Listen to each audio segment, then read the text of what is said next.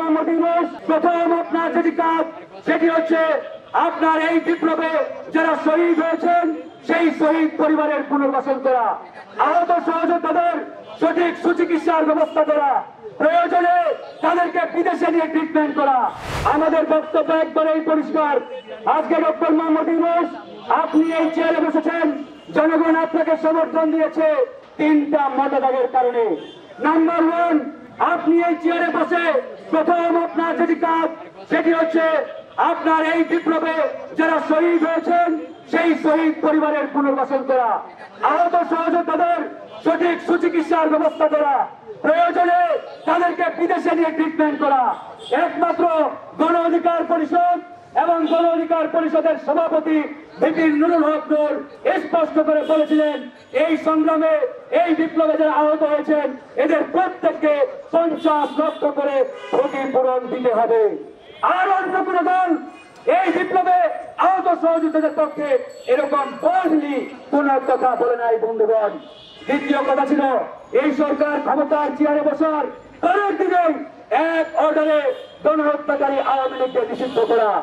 কিন্তু দুঃখের বিষয়, আজকে ডক্টর মোহাম্মদ ইউনূস গণমাধ্যমে বক্তব্য দিচ্ছেন, বিদেশি গণমাধ্যমগুলোকে সাক্ষাৎকার দেওয়ার সময় বলছেন আওয়ামী লীগ নিষিদ্ধ হবে কিনা আওয়ামী লীগের সিদ্ধান্ত নেবে।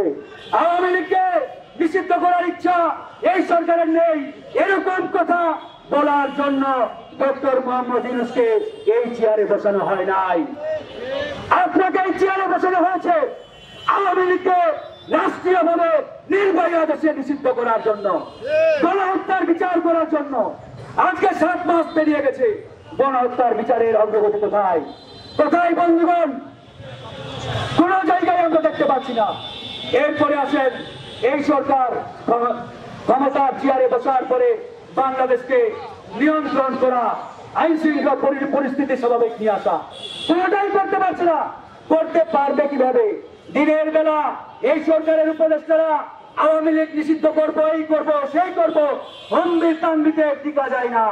রাতের আধারে আওয়ামী নেতাদের নিয়ে বৈঠক করে দেন দরবার করে, যখন এই ভাগ বাটোয়ারায় ঠিকঠাক মিল হয় না, ঠিক তখন এই জনগণের সামনে হাজির হয়।